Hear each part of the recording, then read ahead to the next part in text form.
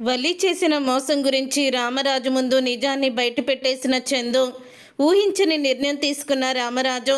అసలు ఇదంతా ఎలా జరగబోతుందనేది ఈ వీడియోలో తెలుసుకుందాం. మొత్తానికి చందు అయితే వల్లి చేసిన మోసాన్ని తట్టుకోలేకపోతాడు. ఇక వల్లిని చెంప పగలగొట్టి, నిన్ను చూడాలంటేనే నాకు అసహ్యంగా ఉంది. ఇదంతా నువ్వు నన్ను మోసం చేసి పెళ్లి చేసుకున్నావని సంగతి నాకు ఇప్పుడు అర్థమైపోయింది. నువ్వు చెప్పేవన్నీ అబద్ధాలే. మీరు పైకి అమాయకంగా కనిపిస్తూ ఉన్నా చదువుకున్నట్టు ఈ ఎంఏ సర్టిఫికెట్లను సృష్టించారంటే ఫేక్ సర్టిఫికెట్లను మీరు మాయగాళ్ళు మోసం చేసేవాళ్ళని అర్థమైపోతుంది అని చందు అయితే వల్లికి ఊహించని షాక్ ఇచ్చేస్తాడు. అప్పుడు ఇక వల్లి అయితే బా ఇదంతా కూడా నర్మదా ప్రేమ వల్లే వచ్చింది బా, వాళ్లే కావాలని ఇదంతా చేస్తున్నారు అని అంటూ ఉంటుంది వల్లి. ఏంటి, వాళ్ళు కావాలని చేస్తున్నారా? ఎందుకు చేస్తారు? నువ్వు చదువుకున్నావు కాబట్టి వాళ్ళు నిన్ను టీచర్గా చేయమని చెప్పారు. కానీ నువ్వు ఆ రోజే నిజాన్ని బయట పెట్టేస్తుంటే ఈ పరిస్థితి వచ్చేది కాదు కదా. చదువుకున్న అమ్మాయిని నేను ప్రేమిస్తానని పెళ్లి చేసుకుంటానని నీకేమన్నా చెప్పానా? లేకపోతే చదువుకున్న అమ్మాయి కావాలని నేనేమన్నా ఆంక్షలు పెట్టానా? మా నాన్న దగ్గర ఎంత మోసం చేశారు అని అంటూ ఉంటాడు. అది కాదు బా, మేము చాలా మంచోళ్ళం, మేము చెడ్డోళ్ళం కాదు అని వల్లి ఎంతో ప్రయత్నిస్తుంది చందుకి నచ్చజెప్పడానికి. చందు అయితే అస్సలు కూడా వినిపించుకోడు. ఇక నుంచి నువ్వు నన్ను బా అని పిలవడం మానేస్తాయి. నువ్వు బావా అన్నప్పుడల్లా నీలో ఏదో తెలియని ప్రేమ నాలో కనపడేది. కానీ నువ్వు ఆ పిలుపులో ఎంత విషాన్ని దాచిపెట్టుకున్నావో ఇప్పుడు అర్థమైంది అంటూ కోపంతో రగిలిపోతూ ఉంటాడు చందు.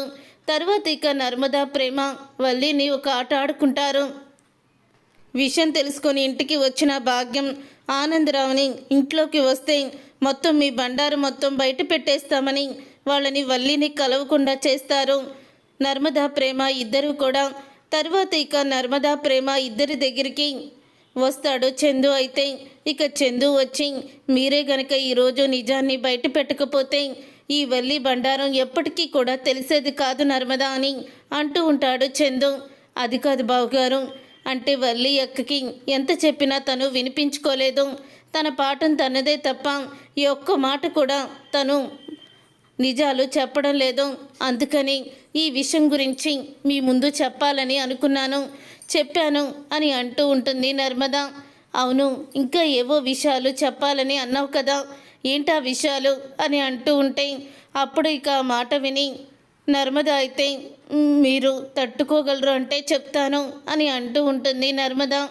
ఇప్పటి వరకు బాగానే తట్టుకున్నాను కదా నర్మద, నిజం చెప్పు, ఇక మీద నిజం దాస్తే మీరు తప్పు చేసిన వాళ్ళు అవుతారు అని అంటూ ఉంటాడు చందు అయితే. అప్పుడు ఇక చందుకి నర్మద అయితే మొత్తం విషయాలన్నీ కూడా చెప్పేస్తుంది. అప్పుడు ఇక నర్మద వల్లి గురించి చెప్పిన నిజాల్ని తెలుసుకొని షాక్ అయిపోతూ ఉంటాడు. అమూల్య ప్రేమ విషయం తప్ప వల్లి తనని మోసం చేసిన విషయాలన్నీ కూడా నర్మద అయితే చెప్పేస్తుంది. వాళ్ళు కోటీశ్వర్లు కాదని ఇవన్నీ కూడా నిజాలను బయట పెడుతుంది. అది విని ఇంకా షాక్ అయిపోతూ ఉంటాడు చందు అయితే. వీళ్ళింత నమ్మక ద్రోహం చేస్తారని అనుకోలేదు అని అంటూ ఉంటాడు. అవును బావగారు, ఎవరైనా సరే వాళ్ళ మాటలు విని నిజంగానే వాళ్ళు చెప్పేవన్నీ కూడా నిజాలని అనుకుంటారు. కానీ తర్వాత కానీ తెలియలేదు, వాళ్ళు కేవలం ఈ ఇంటికి ఆస్తి కోసమే వచ్చారు అని అంటూ ఉంటుంది నర్మద అయితే. అప్పుడు ఇక మాట విని ఆస్తి గురించి అయితే అస్సలు కూడా నేను ఊరుకోను, ఉమ్మడి కుటుంబంగానే ఇల్లు ఉండాలి అని అంటూ ఉంటాడు చందు అయితే. అప్పుడు అది విని నర్మదా ప్రేమ ఆనందపడుతూ, మేం కూడా ఇది ఉమ్మడి కుటుంబంలాగే ఉండాలని కోరుకుంటున్నాం బావగారు. కానీ మేము మా సొంత విషయాల్లో ఏదైనా చిన్న చిన్న పొరపాట్లు చేసుండొచ్చు. కానీ వల్లి యొక్క పొరపాట్ల మీద పొరపాట్లు చేస్తూ మీకు అబద్ధాల మీద అబద్ధాలు చెప్పింది. ఆ రోజు మన ఇంటికి వచ్చి దొంగతనం చేయబోయింది. వల్లి వాళ్ళ నాన్న నగలు ఉన్నాయని అబద్ధం చెప్పి గిల్ట్ నగలు పెట్టింది వల్లి వాళ్ళే. ఇదంతా వాళ్ళ అమ్మ ఆడిస్తున్న నాటకం అని నిజాన్ని బయట పెట్టేస్తుంది నర్మద. అప్పుడు ఇక అవన్నీ విని ఒక్కసారి కుప్పకూలిపోతాడు చందు అయితే. ఈ విషయాలన్నీ నాన్నకి తెలిస్తే నాన్న అస్సలు కూడా తట్టుకోలేరు, అసలు భరించలేరు, ఇంత మోసాన్ని అస్సలు కూడా సహించలేరు అని కోపంతో రగిలిపోతూ ఉంటాడు చందు అయితే. తర్వాత రోజు ఇక చందు అయితే వల్లిని చూసి అసహించుకుంటాడు. అసలు నువ్వు నా గదిలోకి నిన్ను రానివ్వకూడదు, నా గదిలో నిన్ను చూస్తుంటే నాకు అసహ్యం వేస్తుంది అని వెళ్ళిపోతాడు చందు అయితే బయటికి. చందు అలా వెళ్ళిపోవడంతో ఇక వల్లి అయితే ఏడుస్తూ ఉంటుంది. అప్పుడే భాగ్యం అయితే ఫోన్ చేస్తుంది. నన్ను ఆ నర్మదా ప్రేమ అస్సలు కూడా మీ ఇంటి గడప కూడా తొక్కనివ్వడం లేదు, ఏం చేయాలో తెలియడం లేదమ్మడు అని అంటూ ఉంటుంది భాగ్యం. అయిపోయిందమ్మా, మనం చేసిన మోసాలు, కుట్రలు, కుతంత్రాలు అన్నీ కూడా బయటపడిపోతున్నాయి. ఇక నేను వీధిన పడిపోతాను. ఏదైతే జరగకూడదని ఇంకా తప్పుల మీద తప్పులు చేస్తూ ఉన్నానో అదే జరగబోతుంది. ఇప్పుడు మాత్రం నేను గడప దాటి ఇక బయటికి వెళ్ళిపోయే రోజు వచ్చిందని అనుకుంటున్నాను అని అంటూ ఉంటుంది వల్లి అయితే. అలా అనకమ్మడం, నీకేం కాదు, నేనున్నాను కదా, నేను చూసుకుంటాను అని అంటూ ఉంటుంది. భాగ్యం అయితే నువ్వేం చూసుకుంటావు, అక్కడ ఉండి అబద్ధాలు చెప్పి మోసం చేసి పెళ్లి చేసేసి నన్ను పంపించేశావు, నా జీవితమే కదా పోయేది అని వల్లి ఏడుస్తూ ఫోన్ పెట్టేస్తుంది. అప్పుడు ఇక ఆనందరావు అయితే తప్పు చేశాం భాగ్యం, అబద్ధాలు చెప్పి అమ్మడు పెళ్లి చేసి దాని జీవితాన్ని నాశనం చేశాము అని ఆనందరావు కూడా బాధపడుతూ ఉంటాడు. వల్లి మోసాన్ని తట్టుకోలేని చందు అయితే ఫుల్గా తాగేస్తాడు. అప్పుడు ఇక ఫుల్గా తాగేసి రోడ్డు పక్కన కూర్చొని ఉండగా చందు దగ్గరికి వెళ్తాడు ధీరజ్ అయితే. అప్పుడు ఇక ధీరజ్ చందు దగ్గరికి వెళ్ళి, రే పెద్దోడా, ఏంట్రా నువ్వు మళ్ళీ ఏంటి, ఏమైందిరా, నీ మనసు ఎంతో బాధపడితే కానీ నువ్వు ఇలా చెయ్యవు, అసలు ఏం జరిగిందిరా, ఎందుకు తాగావు అని అడుగుతూ ఉంటాడు.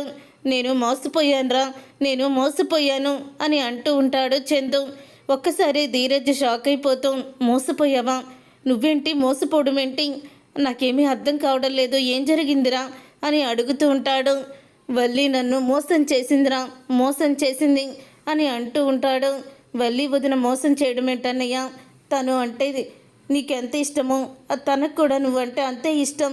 ఇంట్లో ఏ గొడవ జరిగినా తను గొడవలు జరగకూడదని చాలా డిస్టర్బ్ అవుతుంది. మరి ఇప్పుడు వదిన మీద కోపంతో నువ్వెందుకు తాగావో, అసలు వదిన చేసిన తప్పేంటో పద వెళ్ళి అడుగుదాం అని చందుని తీసుకొని ధీరజ్ అయితే ఇంటికి వస్తాడు. అప్పుడు ఇక రామరాజు ఫుల్గా తాగి ఉన్న చందుని చూసి షాక్ అయిపోతూ ఉంటాడు. ఇక ధీరజ్, ఏంట్రా ఇదంతా, పెద్దోడేంటి ఇలా ఉన్నాడు అని అడుగుతూ ఉంటాడు. ఏం లేదు నాన్న, ఏం లేదు అని అంటూ ఉంటే, ఏం లేదంటావేంట్రా, వాడు ఫుల్గా తాగేశాడు, ఇదేంటి ఇంతలా తాగాడు, అప్పుడెప్పుడో అలవాటు ఉంది, మళ్ళీ ఎందుకురా ఇలా చేసావు నువ్వు అని అడుగుతూ ఉంటే, నన్ను క్షమించు నాన్న, నీకు ఇష్టమైన కోడల్ని తీసుకురాలేకపోయాను, మోసం చేసిన కోడలే నీ తీసుకువచ్చాను, నా భార్య నన్ను మన కుటుంబాన్ని మోసం చేసింది అని అంటూ ఉంటాడు.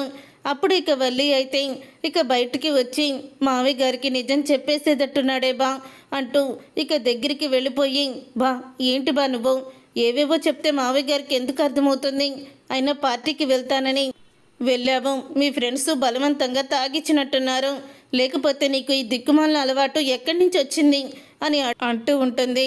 వల్లి అయితే నోరు ముయ్యవే, ఇప్పటికి కూడా నువ్వు నిజాన్ని బయట పెట్టడం లేదు, నువ్వు నన్ను ఎంత మోసం చేశావు అని అంటూ ఉంటాడు చందు.